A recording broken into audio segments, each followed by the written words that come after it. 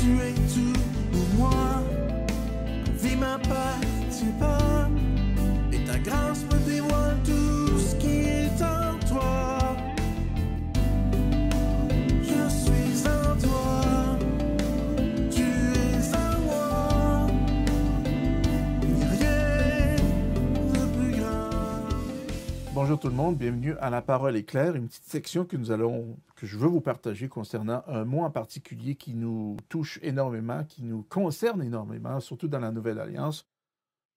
Et je crois que c'est important de mettre une emphase sur cette étude-là, sur cette capsule que je vais vous présenter, parce qu'elle fait partie vraiment d'un élément très essentiel, pertinent dans votre vie et dans la mienne. Et de comprendre ce mot-là que je vais vous amener, que je vais vous partager, est tellement crucial, tellement essentiel. Nous allons regarder le mot pneuma, qui est la définition du mot esprit. Maintenant, dans sa définition-là, maintenant, nous retrouvons à peu près 15 formes de définition pour le mot pneuma. Fait que le mot pneuma ne contient pas simplement ou n'est pas simplement réservé pour le Saint-Esprit, parce que le mot pneuma, maintenant, surtout dans la Nouvelle Alliance, touche votre vie et la mienne. Nous sommes nés de nouveau dans l'Esprit. Et regardez 1 Corinthiens 6, 17. On va ramener ce point ici, 1 Corinthiens 6 à partir du verset 17. Mais celui qui s'attache au Seigneur est avec lui un seul esprit. Donc, celui qui s'attache au Seigneur est avec lui un seul esprit. Donc, vous voyez qu'on voit le mot esprit, puis c'est le mot pneuma ici. On est un en esprit. Ceci est énorme, frères et sœurs, parce que ceci nous dévoile la grandeur de notre nouvelle naissance, de la part par laquelle maintenant vous et moi nous participons, non seulement à participer, mais à vivre et être complètement émergés, si je puis me servir de ce terme-là, dans cette dimension surnaturelle. Cette dimension par laquelle notre mentalité, notre concept humain, notre âme, le psyché, ne peut pas vraiment comprendre la plénitude du pneuma. Donc, nous sommes nés de nouveau de pneuma, de l'esprit. Et la Bible ici dit qu'on est un en esprit avec le Seigneur. Un. Dans l'esprit, on est tellement identique au Saint-Esprit que des fois, nous pouvons lire des versets qui semblent d'être le Saint-Esprit, mais ça peut aussi s'adresser en tant que votre esprit né de nouveau. Et si ça nous dévoile qu'on est identique, on n'est pas comme des avatars. Est-ce que vous me suivez? On n'est pas une personne placée dans un autre corps. On est esprit. On a un âme et on habite dans ce corps. Ici, ce verset-là nous identifie qu'on est un, nous montre cette identification qu'on est un en esprit avec le Seigneur. Et ça, c'est énorme parce que donc dans le domaine spirituel, on est tellement semblable que même dans les Écritures, il faut vraiment le voir. Et des fois, il faut arrêter et méditer littéralement dans les textes pour voir si c'est bien notre esprit ou Saint-Esprit, parce que c'est tellement identique maintenant dans le Nouveau Testament que des fois, en lisant certains versets, vous allez voir que ça peut facilement se faire passer sous l'enjeu du Saint-Esprit. On peut tout mettre sous le Saint-Esprit. Mais en faisant ceci, nous allons complètement dérober les révélations qui sont là, puis nous trouver dans notre état tel qu'on doit être, parce que la Bible dit tel qu'il est, tel que nous sommes aussi, ici sur cette terre, maintenant, et c'est dans notre état spirituel, on est comme lui, on est comme Jésus-Christ, il nous a donné sa nouvelle nature. Il y a au-dessus de 15 différentes, même je dirais peut-être entre 15 et 16 différentes formes de définition quand on parle du mot pneuma. Donc, laissez-moi vous montrer un autre ici que c'est vraiment important. C'est dans 2 Timothée, si je ne me trompe pas. C'est 2 Timothée 4. Et je pense que c'est 2 Timothée 4, 22. 2 Timothée 2, 4, 22. Que le Seigneur soit avec ton esprit. Ici, ce n'est pas avec ton Saint-Esprit. Est-ce que vous me suivez? Pour la majorité du cas, vous allez voir que ça parle de votre esprit parce que l'identification entre votre esprit et le Saint-Esprit n'a aucune différence dans son identité. Je ne dis pas dans son rôle et sa puissance, mais je parle de son identité spirituelle.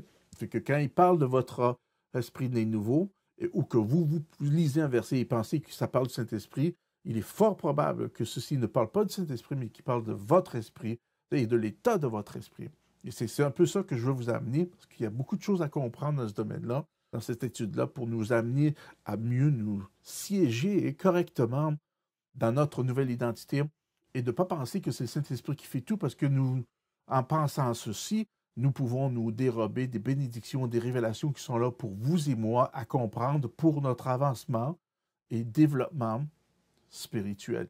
Maintenant, je vais vous montrer aussi que notre esprit né nouveau n'a pas besoin de développer comme un enfant le fond, mais c'est à mon âme qui doit se développer dans la connaissance et la compréhension du domaine spirituel ou du surnaturel. Vous et moi, en tant qu'humains, nous ne pouvons pas comprendre certaines choses qui sont développées, qui se fassent dans le domaine spirituel.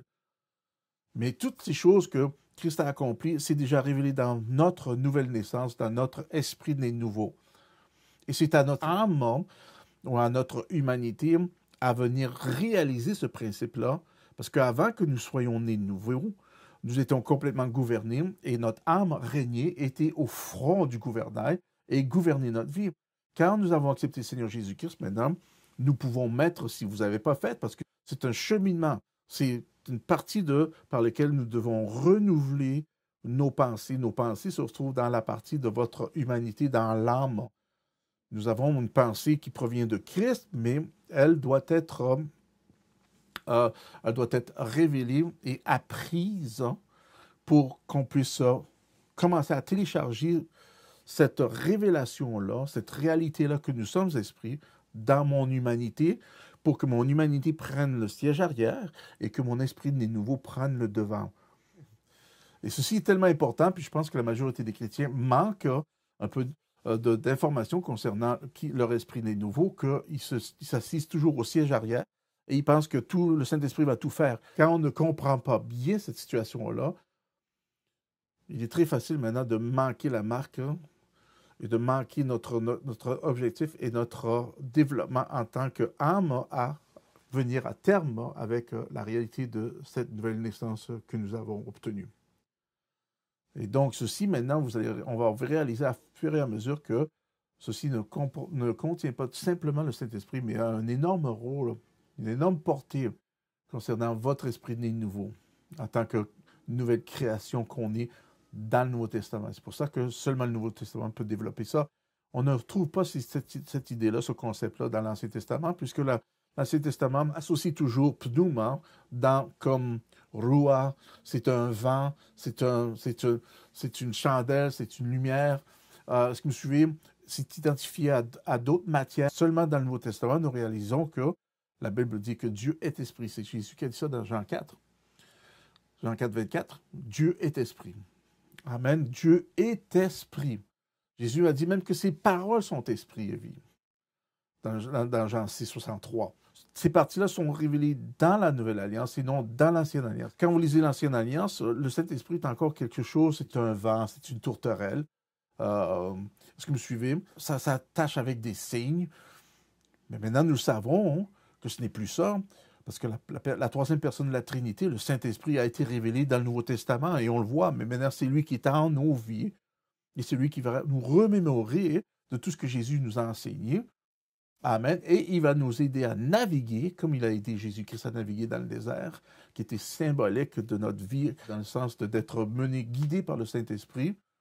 C'est pour ça qu'on a besoin du Saint-Esprit. C'est lui qui va nous aider à naviguer à travers le domaine spirituel pour le comprendre dans sa totalité, dans sa plénitude, pour ne pas mal l'interpréter et de recevoir des fausses informations que nous pensons qui vont maintenant provenir de notre âme, qui va essayer de se faire passer comme spirituel. Donc, nous pouvons voir le mot maintenant pneuma. La première forme que nous voyons dans le mot pneuma, nous pouvons le voir ici, c'est une utilisation pour décrire Dieu. Jean 4, 24. Donc la Bible dit, Dieu est esprit et il faut que ceux qui l'adorent en esprit et en vérité. Donc ce mot pneuma se réfère à Dieu. Ici, il nous montre que Dieu est esprit. La deuxième partie ici, ça nous réfère à Christ. 2 Corinthiens 3, versets 17 et 18. Or, le Seigneur, c'est l'Esprit. Et là où est l'Esprit du Seigneur, là est la liberté. De tout ce qui est le visage découvert, contemplons comme dans un miroir la gloire du Seigneur, nous sommes transformés de la même image de gloire en gloire, comme par le Seigneur l'Esprit. Comme par le Seigneur l'Esprit. Donc, il identifie ici le Seigneur en tant que spirituel. Ici, il est dévoilé en tant que l'Esprit. Il est l'Esprit. Il ne parle pas du Saint-Esprit. Il identifie le Seigneur en tant que l'Esprit. Est-ce que vous le voyez? Ceci est vraiment important. Or, le Seigneur, c'est l'Esprit. Et là où est l'Esprit du Seigneur, là est la liberté. Amen. Donc, il nous parle de l'Esprit par lequel Jésus-Christ lui-même, il est en tant que la deuxième personne de la Trinité. Et donc ici, il identifie le Seigneur Jésus-Christ en tant qu'Esprit. Donc là où l'Esprit, dans la partie spirituelle, parce que ça fait partie du nom Christ, Christ est la partie spirituelle, la partie divine de Jésus. Il dit, où est l'Esprit du Seigneur? Là est la liberté. Parce que Jésus-Christ nous a affranchis, amen, quand nous connaissons ou comprenons cette vérité par laquelle qu'il est Esprit.